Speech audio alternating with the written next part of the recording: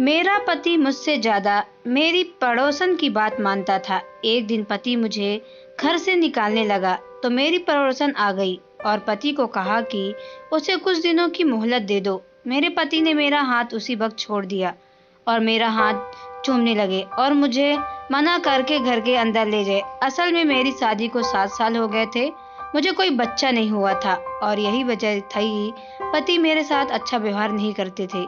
फिर एक दिन पड़ोसन ने अपना बच्चा मेरी झोली में डाल दिया और बोली, उसे अपना बच्चा समझना। मैं पड़ोसन की बात मान गई और मेरा पति भी खुश हो गया।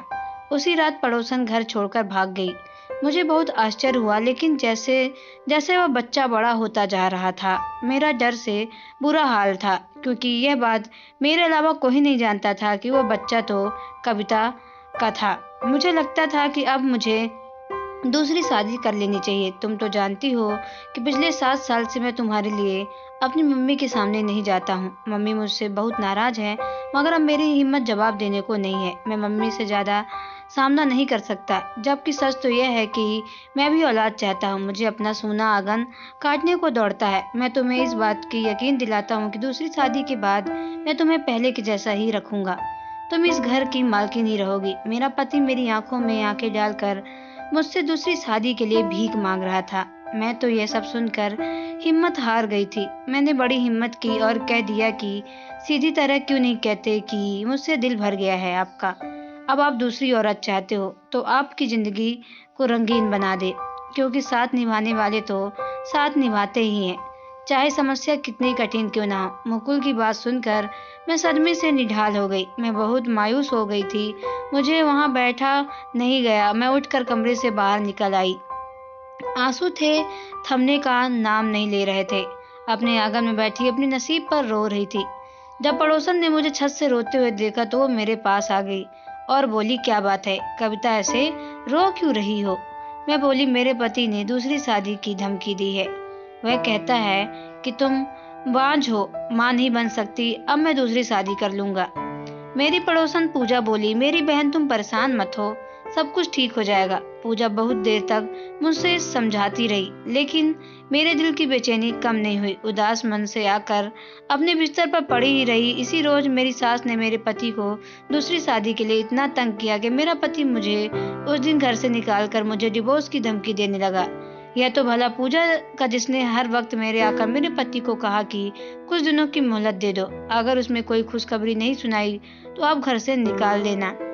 मेरा पति पड़ोसन की बात मानकर मुझे घर के अंदर ले आया। मैं बहुत हैरान हुई कि मुकुल पूजा की बात कैसे इतना जल्दी मान गया था। खैर, मैं चुप कर रह गई। अभी उस बात को 2 दिन ही बीते थे कि पूजा मेरे पास आई और बोली, कविता किसी दाई को बुला दो, मुझे डिलीवरी दर्द उठ रहा है। मैं तो उसकी बात सुनकर हैरान रह गई थी। मैं बोली, पूजा ये सब क्या हुआ, कैसे हुआ? दरअसल पूजा हमारे पड़ोस में 5 महीने पहले ही साथ वाले घर में किराएदार के तौर पर रहने आई थी। वह बहुत ही अच्छी दयालु औरत थी। उसने मेरी खूब दोस्ती हो गई थी। उसने मुझे सिर्फ इतना बताया कि वह शादीशुदा है और उसका पति बाहर विदेश में रहता है।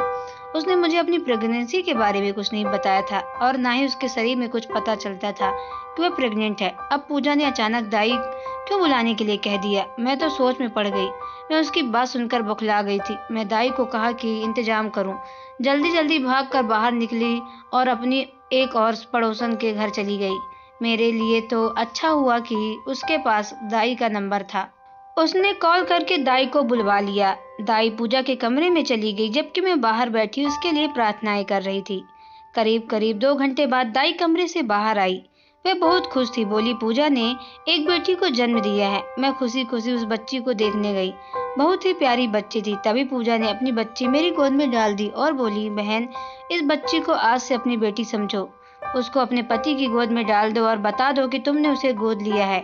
फिर वह दूसरी शादी करने को सोचेगा भी नहीं और फिर मेरी बात भी पूरी हो जाएगी। मैंने पूजा पूजा कौन सी बात? तब वो बोली कि देखो, तुम तो औलाद पैदा नहीं कर सकती। मेरे कहने पर ही तुम्हारे पति ने तुम्हें कुछ दिनों की मोहलत दी है। अगर मेरी बात पूरी नहीं हुई तो मुकुल तुम्हें डिवोर्स दे देगा और मैं ये तुम्हारा घर उजड़ते नहीं देख सकती। मैं पूजा की बात सुनकर बहुत खुश हो गई, मगर मैं बोली, पूजा ऐसे कैसे हो सकता है? क्या तुम्हारे पति ने इस बच्ची को देने को नहीं रोका? पूजा बोली, ममता तुम इस बात की फिक्र मत करो, मैं अपने पति से कह दूंगी कि बच्ची पैदा होते ही मर गई थी। मैं बोली, पूजा तुम मेरे खातिर इतना बड़ा झूठ कैसे बोल सकती हो? पूजा ने मेरे हाथ पर हाथ रख दिया और बोली, तुम क्यों इतनी फिक्र कर रही हो? दरअसल बात यह है कि अभी बच्चे की जिम्मेदारी उठाने के लिए तैयार नहीं हूँ। खुद तो मेरा पति विदेश चला गया है, मैं क्यों उसके लिए खुद को अपनी परेशानी में डालूं? मैं चुप कर रह गई, लेकिन मुझे लगता था कि जैसे पूजा मुझसे झूठ बोल रही है, वो जानबूझकर उस बच्ची को जान छुड़ाना चाहती थी। और खैर मैंने खुशी खुशी उस बच्ची को ले लिया। अगर उसको कदर नहीं थी तो क्या हुआ? मेरी ममता तो प्यासी थी और उस बच्ची को देखकर मेरी ममता छलक पड़ी। मैं उस बच्ची की गोद में भर कर घर ले आई और बोली, ये देखो मुकुल हमारी। मेरी बात सुनकर वह बहुत हैरान हुआ। वह बोला, हमारी बेटी कैसे? मैंने मुकुल को पूजा की सारी बात बता दी तो वह बहुत खुश हो गया और बोला, बहुत बहुत मुबारक हो कविता, तुम माँ बन गई हो और मैं बाप बन गया हूँ। भगवान की कृपा है जो उसने मुझे बच्चा दे दिया है। अब मुझे दूसरी शादी करने की कोई जरूरत नहीं है। मुकुल के मुंह से ये सब सुनकर मेरी खुशी का कोई ठिकाना नहीं रहा। मेरी आंखों से आंसू आ गए। मेरे घर उजड़ने से बच गया, मेरा प्यार मुझसे जुदा होते होते बच गया। मैं उस बच्ची का माथा चूमने लगी। उसकी वजह से मैं अपने पति के साथ रह सकती थी। पूजा ने मुझसे कहा कि मैं उस बच्ची को दूध भी नहीं पिलाऊंगी, तुम उसके लिए दूध के डिब्बे का इंतजाम कर लेना। मैं जल्दी जल्दी मुकुल से बाहर भेजकर दूध का डिब्बा मंगवा लिया था। मुकुल भी मेरा हर काम भाग भाग कर रहा था। शाम तक तो वह बहुत अच्छा रहा, मगर जैसे ही रात हुई बच्ची ने रोना शुरू कर दिया। मैं कभी उसको दूध देती तो कभी उसको कंधे पर लेकर घूमती रहती। मुकुल भी मेरे साथ साथ ही था। वह भी कोशिश कर रहा था कि बच्ची किसी न किसी तरह चुप हो जाए। 2 घंटे ऐसे ही बीत गए। अब मुकुल बोला, मेरी मानो तो उस बच्ची को उसकी माँ के पास ले चलो, वह अपनी माँ की खुशबू सूंघ लेगी तो उसको चैन आ जाएगा। उसी वक्त मैंने गुस्से से मुकुल की तरफ देखा और बोली, क्यों एक ही रात में आप उस बच्ची को तंग आ गए जो मुझे कह रहे हैं कि उसकी माँ के पास ले जाओ? मुकुल बोला, नहीं, ये मेरा मतलब नहीं था। तुम 2 घड़ी लेकर तो जाओ उसकी माँ के पास, जब वह सोए हुए जाए तो वापस ले आना। मैं भी बच्चे की रोने की वजह से बड़ी घबरा गई थी, इसीलिए बच्ची को लेकर पड़ोसन के घर चली गई। उसके घर में हर तरफ अंधेरा ही अंधेरा था। मुझे नहीं पता था कि बेचारी जल्दी सो गई, इसलिए धीरे से उसके कमरे का दरवाजा खोला तो यह देखकर हैरान रह गई कि वह तो खाली था। मैंने जल्दी से बच्ची को बेड पर लिटाया और वॉशरूम को चेक किया, वह भी खाली था। मैं बहुत हैरान थी कि रात को इस समय आखिर पूजा कहाँ जा सकती है। मैं यही सोचकर बहुत परेशान हो रही थी कि तब मेरी नजर साइड टेबल पर रखे एक कागज पर पड़ी। मैंने जल्दी से वह कागज खोलकर देखा तो उस पर लिखा था, प्यारी कविता, मैं आज तुम्हें अपनी जिंदगी का सबसे बड़ा राज बताने जा रही हूँ। दरअसल मेरी बच्ची नाजायज है। उसके बाप का तो पता ही नहीं है कि मेरी कोख में कौन सा बच्चा पल रहा है। अगर उसे पता हो जाता तो वह मुझे फौरन डिवोर्स दे देता। अगर यूं मेरा घर उजाड़ जाता तो तुम बच्चे के लिए तरस रही थी, इसलिए यह मैं तुम्हें दे आई हूँ और खुद बहुत दूर जा रही हूँ। मेरी बच्ची जब बड़ी होगी तो तब तुम उसे उसके बाद ये राज उसे मालूम हो जाएगा। तब तुम्हें मुझे बहुत शिकायत होगी, मगर मैं अभी तुमसे माफी मांग रही हूँ, मुझे माफ कर देना। मैं बहुत खत पढ़कर बिल्कुल दंग रह गई। पूजा शक्ल से इतनी शरीफ लगती थी कि वह कैसे इतना गलत काम कर सकती थी, और फिर वह अपनी नाजायज औलाद मेरी गोद में डाल गई थी। यह बात सच है कि मुझे बच्चे की जरूरत थी, मगर नाजायज बच्चे की नहीं। मैं तो कब से मुकुल को कह रही थी कि हम बच्चा गोद ले लेते हैं। तब मुकुल ने मेरी इस बात को बहुत बुरा माना था और बोला, कविता, आज तो तुमने ये बात कर ली है, मैं दोबारा तुम्हारे मुंह से ये सब बात ना सुनूं। मुझे किसी ऐसे बच्चे को गोद नहीं लेना जिसके बाप का ही पता ना हो। तब मैंने मुकुल को समझाते हुए कहा था कि हम अपने जान पहचान वालों से बच्चा गोद ले लेंगे। तब मुकुल इस बात के लिए राजी हो गया था, मगर आज जब पूजा ने अपनी बेटी मुझे दी तो मुकुल ने मना ही नहीं किया, क्योंकि पूजा उनकी देखी भली औरत थी। उनके कैरेक्टर पर उन्हें किसी भी तरह का कोई शक नहीं था। बच्ची भी अब सो चुकी थी। मैं भारी दिल के साथ अपने घर आ गई। मुकुल भी सो चुका था। बच्ची को भी लिटाकर मैं भी लेट गई और सोचने लगी कि ऐसे कैसे मुकुल को ये सब बताऊंगी। मैंने रात आंखों आंखों में काट दी और फिर उस फैसले पर मैं पहुंची कि मुकुल को पूजा की हकीकत के बारे में नहीं बताऊंगी। सुबह हुई बच्चों फिर से रो रही थी। मुकुल बोला कि उसकी माँ को बुलाओ, बल्कि ऐसा करो उसे नाश्ता भी दे दो, कहीं पूजा की तबीयत तो नहीं खराब हो गई। मैंने बोला ठीक है, मैं जाती हूँ, उसकी तबीयत भी पूछ कर आऊंगी। मैंने बच्ची मुकुल दे दिया और खाने की ट्रे सजाकर पूजा के घर चली गई। उस बीच मैंने बहाना कर दिया था कि फिर मैं जल्दी वापस आ गई और बोली मुकुल पूजा तो अपने घर में ही नहीं है, उसका घर खुला है और उसके घर में कोई सामान भी नहीं है। मुकुल बेहद हैरान हुआ और बोला क्यों, वह कहाँ जा सकती है। मैं बोली वह रात में जब मैं बच्ची उसके पास लेकर गई तब भी वह कह रही थी कि अगर मैं यहाँ रही तो सारी जिंदगी तो मेरी एहसानमंद रहोगी, इसलिए मुझे यहाँ से चले जाना चाहिए। मैं समझी वह मजाक कर रही है, इसलिए कुछ भी कहे बिना वहां से वापस आई थी और अब जाकर देखा घर में नहीं है। मुकुल उसके लिए परेशान हो गया था। वह बोला मैंने आज तक पूजा जैसी औरत नहीं देखी। मैंने दिल से भगवान से दुआ मांगी कि रोहन को इसी बच्ची की असलियत नहीं पता चलनी चाहिए। दिन यूं गुजरने लगे। हमने उस बच्ची का नाम रिया रखा था। मैंने उसके सारे काम के लिए नौकरानी रख ली थी। मैं बस उसके साथ खेलती थी या उसे सुला दिया करती थी। उन दिनों मेरी सास अपने दूसरे बेटे के पास गांव में रहने गई थी, इसलिए मेरे पति ने एक नौकरानी रखने के ऐतराज नहीं किया था। मैं बहुत खुश थी। फिर एक दिन मुझे पता चला कि मैं अभी पेट से हो गई हूँ। शादी के 7 साल बाद प्रेग्नेंट होना मेरी जिंदगी में सबसे बड़ी खुशी बन गई थी। मकुल को जब ये खुशखबरी मिली तो उन्होंने मुझे अपने हाथ का छाला बना ही दिया। मेरी पहली औलाद होने जा रही थी। मुझे परेशानियां भी बहुत हो रही थी, इसलिए डॉक्टर ने मुझे बेड रेस्ट का बोल दिया। अब मेरी रिया बिल्कुल ही नौकरानी के रहमो करम पर थी। एक दिन नौकरानी मेरे पास आकर बैठ गई, बोली दीदी आप अच्छे से दूसरी दफा प्रेग्नेंट हो गई, अपने ऊपर से बलाएं उतार लो ताकि आपका दूसरा बच्चा रिया की तरह ना हो। मैं हैरान रह गई। रिया बोली क्या मतलब तुम्हारा, क्या हुआ रिया को? भगवान की कृपा है, वह अच्छी भली तो है। अचानक नौकरानी कुछ बड़बड़ा गई और बोली ही ऐसा ही ख्याल है मेरा, मैं रिया से बहुत मोहब्बत करती थी। मुकुल भी उस पर जान छिड़कता था क्योंकि वह हमारी पहली औलाद थी। इस बार भगवान ने मुझ पर कृपा की थी, मुझे माँ बनने का सौभाग्य मिला था। लेकिन रिया के लिए मेरी मोहब्बत कम नहीं हुई थी। धीरे धीरे समय गुजरता गया। भगवान ने मुझे बेटा दिया, मेरा परिवार पूरा हो गया था, एक बेटा और एक बेटी। मैं बहुत खुश थी। खुशी दिनों में मैंने घर की सारी जिम्मेवारियां खुद पर ले ली थी। मैंने मुकुल से कह दिया कि अब मुझे एक और नौकरानी की जरूरत नहीं है। खैर तो 2 बच्चे हो गए हैं, अब काम नहीं किया जाता। रिया को तो अब भी नौकरानी ही संभालती थी। अब रिया 2 साल की होने लगी थी और इतनी शरारती की कोई हद नहीं, मजाल नहीं। अगर कोई जगह टिक कर बैठी तो असल में परेशानी तो मुझे तब हुई जब नौकरानी का पति मर गया और उस पर गमों का पहाड़ टूट पड़ा था और वह काम छोड़कर चली गई। मुझे पर इतनी जिम्मेवारियां हो गई, सर खुजाने की भी फुर्सत नहीं मिलती थी। 2 बच्चे और घर के काम। अब तो मेरी मुकुल से भी लड़ाई भी होने लगी थी क्योंकि वह नौकरानी ढूंढने में बहुत सुस्ती कर रहा था। मेरे काम वाली को 2 दिन हो चुके थे। मेरे जानने में 48 घंटे बहुत होते हैं कोई काम वाली ढूंढने के लिए। अब तो रिया के काम भी मुझे ही करने पड़ रहे थे। जिंदगी में पहली दफा मैं उसको नहला रही थी, तभी मुझ पर एक बहुत बड़ी हकीकत खुलकर सामने आई। मुझे आज समझ में आया था कि पूजा अपनी बेटी को छोड़कर क्यों भागी। उसने क्यों कहा कि वक्त के साथ साथ एक राज और भी खुलकर तुम्हारे सामने आएगा और उस दिन तुम मुझे माफ कर देना। और नौकरानी भी क्यों कह रही थी कि आप अपने दूसरे बच्चों को बला उतार कर देना, रिया की तरह हो जाएगा, क्योंकि रिया एक किन्नर थी। मुझ पर जब यह हकीकत खुलकर सामने आई तो मैं फूट फूट कर रो रही थी। इतने दिन तो मुझे कुछ खाया है पिया भी नहीं गया।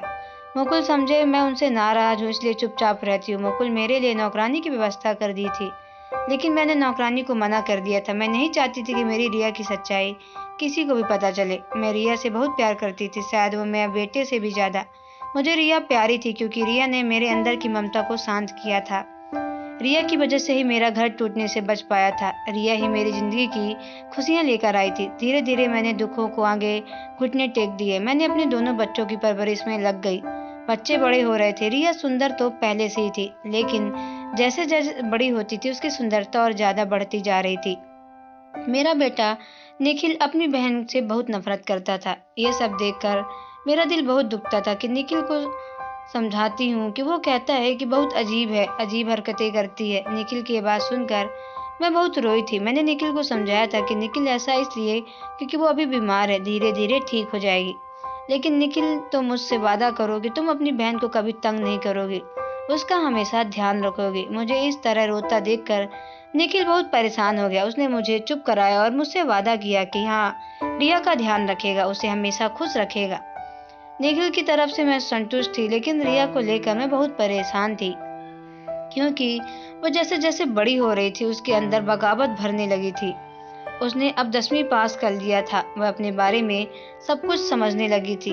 एक दिन वो रोते हुए मेरे पास आई और बोली, ये आपने अच्छा नहीं किया, आपने मेरी पहचान क्यों छिपाई? मुझे किसी से भी छुपने की जरूरत नहीं है। मुझे भगवान ने जैसा बनाया उसी पहचान के साथ जीना होगा। रिया की इस बात रोता हुआ देखकर मैं तड़प उठी। मैंने उसे अपने सीने से लगा लिया।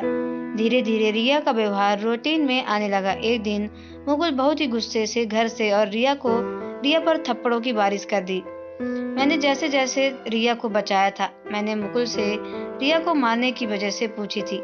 मुकुल ने गुस्से में अपने फोन की तरफ मेरी तरफ बढ़ा दिया। मुकुल ने व्हाट्सएप पर किसी एक वीडियो डाली थी जिसमें रिया डांस कर रही थी। रिया ने अपना सोशल मीडिया पर अकाउंट बनाया हुआ था और उस पर यह लिख दिया कि मैं किन्नर हूँ। फोन हाथ में पकड़े मैं दीवार पर सहारे खड़ी हुई।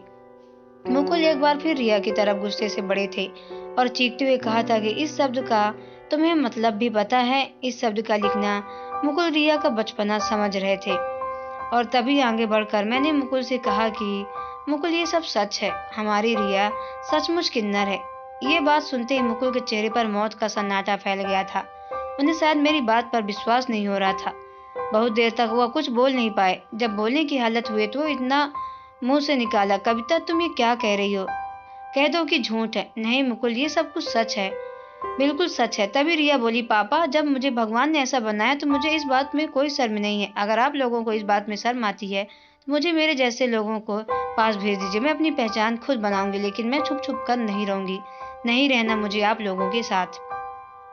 इतना सुनते ही मुकुल गुस्से से तमतमा गया और रिया का हाथ पकड़कर उसे घर से बाहर निकाल दिया।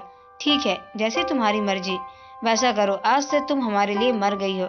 यह कहकर मुकुल ने अंदर से दरवाजा बंद कर लिया। मैं रोती रही, चीखती चिल्लाती रही, पर मुकुल ने मेरी नहीं सुनी। मैंने दरवाजा खोला और मैंने मुकुल से कहा कि मैं भी रिया के साथ जाऊंगी। तभी मैंने पैर दरवाजे से बाहर ही निकाला था कि मुकुल ने कहा, अगर तुम रिया के साथ गई मैं तुम्हें तलाक दे दूंगा। मुकुल के मुंह से यह सब सुनते ही मैं अपने पैर अंदर कर लिए और मैं भागते हुए अपने कमरे में आई और बेड पर गिरकर रोने लगी।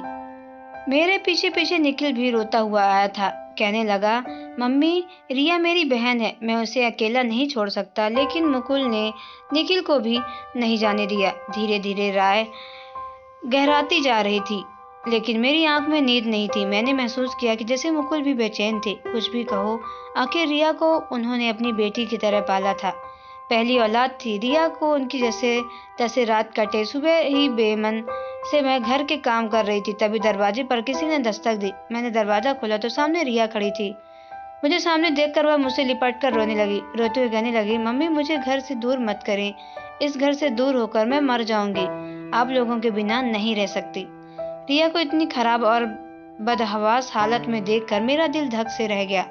रिया को अंदर लेकर आई, उसे पानी पिलाया और उसे पूछा, क्या हुआ, तुम ठीक हो ना? रिया ने रोते हुए बताया कि मम्मी, मैं घर से गुस्से से निकल गई थी। यह सोच कर मैं अपने जैसे लोगों के साथ रहूंगी, आप लोगों के साथ नहीं रहूंगी।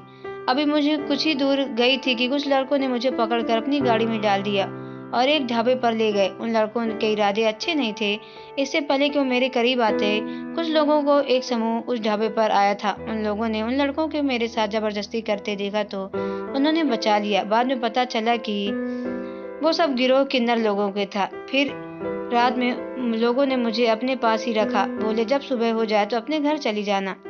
उसे एक रात मैंने उन लोगों के दर्द को समझा था। वह भी कुछ भी करते हैं अपनी मर्जी से नहीं करते, क्योंकि मजबूरी होती है। फिर मैंने सोचा, और हम लोगों को तो भी लोगों की तरह ही हमारा दिमाग नॉर्मल हो, लोगों से अलग थोड़ी है, हम भी कुछ कर सकते हैं। फिर मैंने अपने मन में इरादा किया कि मैं पढ़ूंगी, लिखूंगी और अपना करियर बनाऊंगी, अपनी खुद की पहचान बनाऊंगी। बस मम्मी, आप और पापा मुझे माफ कर दो और मैं अपने आप ही ममता की छांव में रखो। मैं तुम्हें माफ कर दिया रिया। पीछे से मुकुल की आवाज आई तो हम दोनों ही चौंक गए। नहीं मुकुल कब से खड़े हमारी बातें सुन रहे थे। रिया मुकुल के सीने से लगकर ब्लैक ब्लैक कर रोने लगी। चुप कराया, उसके सर पर हाथ फेरते हुए कहा कि रात में कुछ ज्यादा गुस्से में आ गया था, प्लीज मुझे माफ कर दो। मुझे तुम्हारे साथ ऐसा नहीं करना चाहिए, मैं तो प्यार से समझाना चाहिए था। दोनों बाप बेटी के मिलन से मेरी आंखों में आंसू आ गए। फिर रिया अपनी पढ़ाई में दिलो जान से जुट गई। रिया ने अपने सोशल मीडिया अकाउंट डिलीट कर दिया और अपने सपने को पूरा करने में लग गई। उसका सपना था डॉक्टर बनना। इसी बीच हम लोगों की कई बातें सुननी पड़ी। रिया ने हिम्मत नहीं हारी, लेकिन मुकुल और मेरा हौसला वो आगे बढ़ती गई और आज मेरी रिया एक ही बहुत ही कामयाब डॉक्टर है। भगवान ने उसके हाथों में जादू दे रखा था, जिसमें मरीज पर हाथ रखती हंसता खेलता और अपने घर वापस आता। दोनों बहन भाई मिलकर एक एनजीओ खोला, जिसमें उन्होंने किन्नर बच्चों की पढ़ाई लिखाई और उसके पालन पोषण का जिम्मा उठाया। जो लोग पहले रिया को लेकर तरह तरह की बातें बनाते थे, अब उनके मुंह बंद हो चुके थे। दूर दूर तक मेरी रिया का नाम था। जब भी रिया को देखती तो मेरा सर गर्व से ऊंचा हो जाता। तो दोस्तों, आपको ये स्टोरी कैसी लगी कमेंट बॉक्स में जरूर बताएं। अगर आप हमारे चैनल पर ना तो चैनल को सब्सक्राइब करके बेल आइकन को प्रेस कर ले, ताकि आने वाली सभी वीडियो का नोटिफिकेशन आपके मोबाइल पर सबसे पहले पहुंचे, क्योंकि मैं ऐसे ही वीडियो आप लोगों तक लाती रहती हूँ। तो चलिए मिलते हैं नेक्स्ट वीडियो पे। Okay bye, take care.